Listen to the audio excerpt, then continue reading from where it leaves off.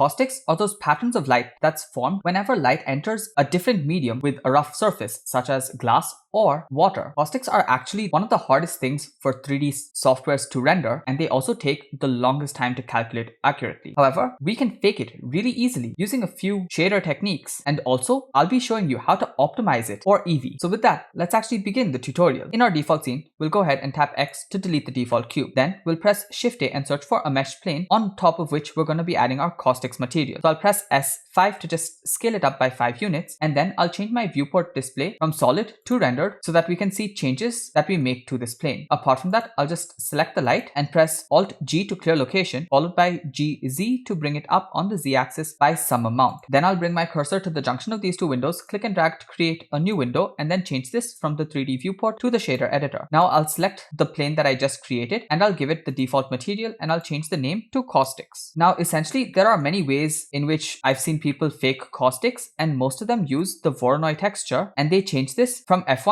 to smooth F1. Now, although smooth F1 does give possibly the best results, the problem with smooth F1 is that it's fairly slow for Blender to calculate. If I was to simply change this to a driver so that it changes with the animation, you can see that my frame rate drops down to about 6 frames per second. And once we start adding in even more Voronoi textures, because we will require at least 2 of these smooth F1 textures to be present, the frame rate will drop even more and it will start getting very laggy and hard for Blender to calculate. Each frame takes much longer to render if you use smooth F1. That's why I tried to devise a method to get similar results without using smooth F1. So we're going to start off by searching for a Voronoi texture, and we're going to switch this from 3D to 4D. Now, if we were to take the distance and plug it into the base color and then switch this from F1 to distance to edge, you can already start seeing a caustic-like effect, and by playing around with the W value over here, you can get the fastest possible caustics when you render. However, this isn't really that great and is a bit too fake, which is why we're not going to be using distance to edge. Instead, we're going to be using F1 itself, and we're going to take the difference of 2 Voronoi textures. So let's just take this, press Shift D to duplicate it, and then press Shift A and search for a mix color node. Now we're going to change the type from mix to difference, and we're going to plug the distance from the first Voronoi texture into socket A and the distance from the second Voronoi texture into socket B. Now if we increase the factor all the way to 1 and plug this result into the base color of the principled BSDF, we should see absolutely black appear on the surface because we're just subtracting away the exact same texture. Now in order to change this texture so that we're not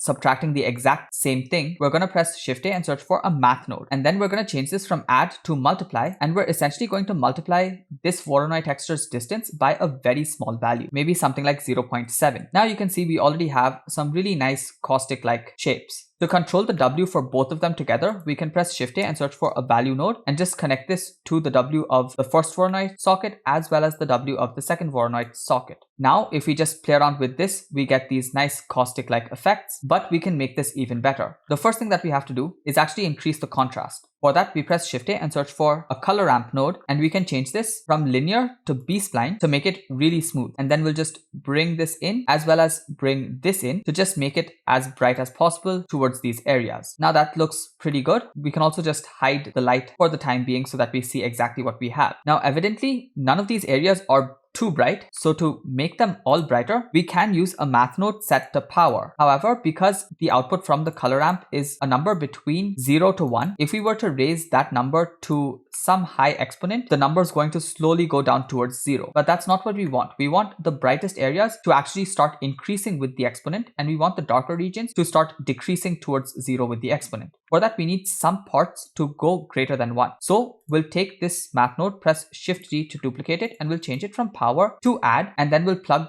that into the color ramp first. Now we can add in a small value. Maybe we'll start off with 0.5, and then we'll plug that power node that we had right after the add node. Now we can see that if we increase the exponent, the darker areas get darker and the brightest areas do start getting brighter. So that's what we have. But for now, we'll reduce the exponent to something like 7. And to get a few more areas to start getting brighter, we can start playing around with the value on the add node. So let's just increase it to maybe 0.7 as well, or maybe we'll reduce it a little bit to 0.6, and that looks good. Maybe I can increase the contrast a little bit more. So for that, we'll just duplicate this color ramp and we'll change it from B-spline to maybe ease and then plug it in right here before the add node. And now if we just bring the black in like that all the way to the back, I think this gives us a lot more brighter spots, which looks pretty cool. So I think that looks perfectly all right. So now that we have this caustics set up, you can see that we can actually change it using the value node over here. And this is how we're going to animate it. But it's currently just black and white. We need to give it some color. So to give it some color, we're gonna shift this principled PSDF even more to the side, and then we'll press Shift A and search for another mix color node. Now we'll switch this type from mix to color, and now if we plug this into the first socket, we can give it whatever color we want in the second socket. So let's just make it all the way to the brightest white there is, and then give it this sort of a bluish color. Then this result is what we can plug into the base color, and now all the white regions will take on this particular color, but it will become completely this color if we change the factor all the way to 1, but that makes it a little bit too saturated. So I think we can keep the factor at something like 0.8, and that just looks really nice, and it looks like that is the surface underwater. Apart from that, if you want the black regions to not be black and be a maybe darkish blue, you can unhide the light and just change the light color to the bluish color that you want. So let's select the light, go to the light properties over here, and then give it a bluish color. Apart from that, with my plane selected, I think I want to just increase the roughness a lot more. So I'll give it a roughness of 0.8, and genuinely these values depend on what type of surface you want at the bottom of whatever water source you have. I also want to change the size, and remember, whenever you're changing the scale, you have to change the scale for both of them by the same amount. So I'll just duplicate this value node and plug this value into the scale as well as the scale over here. Then I'll change the value to maybe 10, and that looks really nice. So this is how the animation is going to look, and I really do feel like this looks like an underwater surface. Next, I'm going to show you how to create caustics for actual objects that are present within whatever water body you have. Remember, if we were to just take in some object, let's assume Suzanne, and we were to just place it within the water, these caustics are occurring because there's some sort of light coming in from the top. So the caustics would not occur on these darker faces. That's why we need to make sure that whatever caustics we create occur only on the top faces of this particular mesh. So that's actually going to be fairly simple to do. Let's just take Suzanne and give him subdivision surface of level 3, and then go to object and click shade smooth. We can go to the modifier properties and increase the render subdivisions to 3 as well. And then I'll just press 3 to go into the side view, and then press RX and just rotate him about the x-axis till he's flat, and then press GZ and bring him down till he's touching the surface. So something like that should be all right. Then I'll go ahead and give him the same caustics material, but I'll press this button to make it its own user, and I'll label this as caustics_object. Now essentially I do want there to be caustics on his face, but I do not want there to be caustics in these regions over here, because that just doesn't make sense. So we're gonna go ahead and multiply all of the caustics with another mask. That mask is gonna be created by searching for a texture coordinate node and using the normal values. So if we were to separate out the normals using a separate XYZ node and plug the normal into the vector, if we just look at the Z value, you can press Ctrl Shift click to preview what the outcome is. You can see whichever face is pointing in the upward direction has a white value. But if we were to go from this side, most of it looks dark, and here most of it looks white. So what we can do is we can actually just rotate this by using a vector rotate node. So let's press Shift A and search for a vector rotate, plug that in here, and we want to rotate it about the x-axis. So we'll change the axis on the x to 1 and Z to 0. And now we can just rotate it until we get this forward area to be more or less white. Now this was one way to fix it, but another way to fix this is to actually not use this vector rotate node. You can actually mute it and just press Ctrl A and apply the rotation. As soon as you apply the rotation, now everything that's in the upward direction will become white. So if you have a situation where you cannot apply the rotation, then you can always use this vector rotate node. But if you can apply the rotation, just apply the rotation and it should work seamlessly. Now we need to multiply this with the colored values over here. So let's press Shift A and search for another mix color, and we'll keep the output from the separate XYZ node into socket B, and we'll change this color into socket A, and then we'll change this from mix to multiply, and we'll multiply it by a factor of 1. Now let's plug this into the base color and plug this into the material output. So this is how you can get caustics for your mesh object as well. I think for this one I have to reduce the scale a bit, so let's just bring it down to something like 7, and that looks perfectly all right. However, we might not want the color to be the same. So if you want to change the color of Suzanne, you can press Shift A and search for a color ramp node and plug that in right after the multiply node that you have. And then you can just take this black and change it to whatever color you want. Let's say I want Suzanne to be a yellowish monkey in the sea. So I'll just make it yellowish, and I can give this the same color as whatever you want the caustics to be. So I want the caustics to remain blue, or at least very desaturated blue. So something like that. And then you can just drag it in a bit if you want. Then as usual, you can play around with whether you want it to be metallic, rough, so on and so forth to get the exact look that you want. So here again, if you play around with the W value, you'll get the caustics reflecting off of Suzanne in the exact same way. So now, of course, that isn't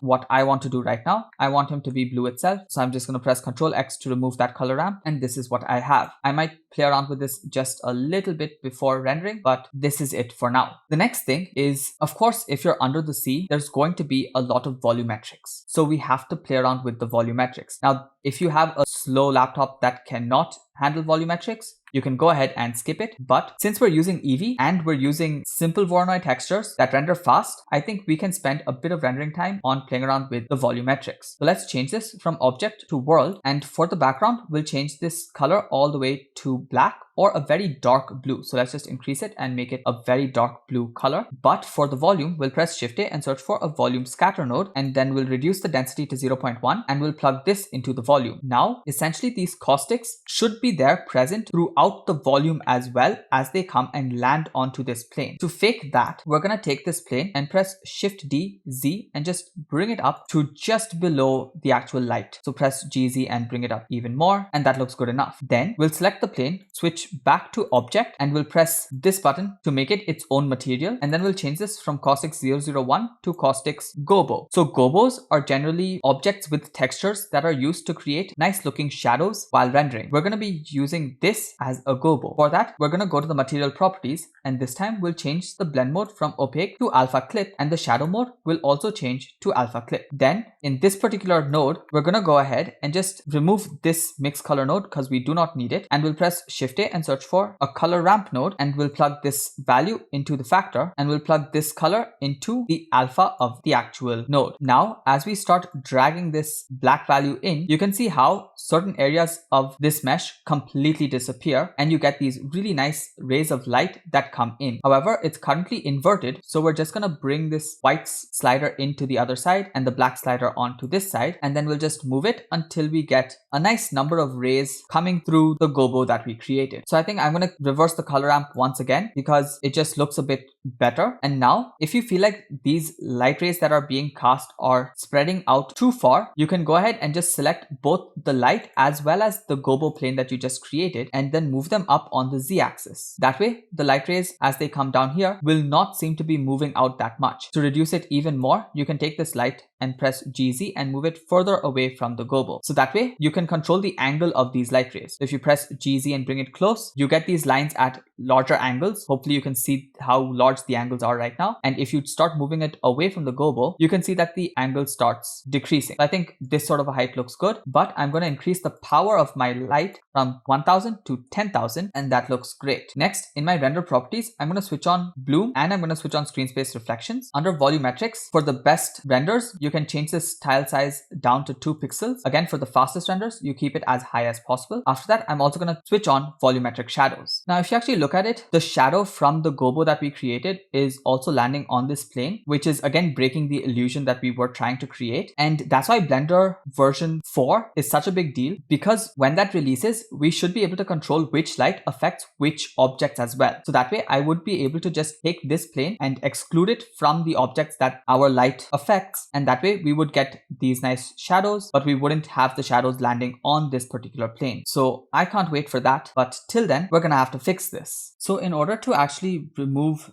these shadows, all you have to do is select the original light that you had and just bring the specular down to 0 and also bring the diffuse down to 0. So by changing both the specular and diffuse down to 0, you won't get those shadows being formed on the plane. However, to then light up Suzanne, you need to make sure that you have another point lamp present somewhere underneath your gobo. So in this case, I have a point lamp with a power of 1000 and a radius of 1 set just above Suzanne. So that's actually all there is to this, and you should be able to take the light rays and everything as well. And once you're happy with all of that, you can select your camera, press Alt G to clear location, Alt R to clear rotation, and then RX 90 to rotate it on the X-axis by 90 degrees. Then just press GZ to move it up on the Z-axis by a bit, followed by GY to bring it back on the Y-axis. Then you can press 0 to go into your camera view and just place everything to exactly how you want it to be. And you can always go to your viewport display and increase passport out all the way to 1 so that you don't see anything outside the camera view. And then finally play around with the settings, make sure that all of your light rays are coming in, the shadows aren't too prominent. And once you're happy with all of that, you can go to your output properties, change the frame rate to 30 frames per second, end frame maybe 150 so that it's a 5-second long animation. Output folder can be wherever you want it to be. File format, you can choose FFmpeg video. Encoding, I'm going to change from Matroska to MPEG-4, and output quality, I'm going to change to perceptually lossless. Then just select each of your materials, go all the way over to the Voronoi texture values that were controlling the W value, and either add in keyframes or just add in a driver. But whatever keyframes you add for the values, just make sure that it's the same for the gobo on top as well as the object so that they all move at approximately the same speed and it looks more believable. So to add in keyframes, you can maybe change this to 0 and then tap I, and then on frame 150 you can make this maybe 0.1 and then tap I. Then you can select the node, and down here in the timeline you can press A T linear, and that way the caustics should move appropriately. You can then select the plane and do the exact same thing. So make the value 0 over here and then tap I, and then on frame 150 you can change the value to 0.1, then tap I, select the node, come down here, press T linear. Now you can do the same thing with the gobo. So select that plane, make this value 0.1, tap I, go back to frame 0, make the value 0 and then tap I. Select the value node, press T linear. Once you're happy with that, you can go ahead and press render animation. I really hope this one can turn out to be really useful. Of course, the volumetric section might slow things down, but it's still much faster than using cycles. And the results are really cool. If you've watched so far into the video, thank you so much for watching, and do let me know in the comments if you did watch the video fully, because the average view duration on my videos is about 1 to 2 minutes. So I would like to know what might help in increasing my audience retention. Until the next video comes out tomorrow, check out other videos on my channel because I post videos every single day. And while you're doing that, be sure to keep creating and stay creative.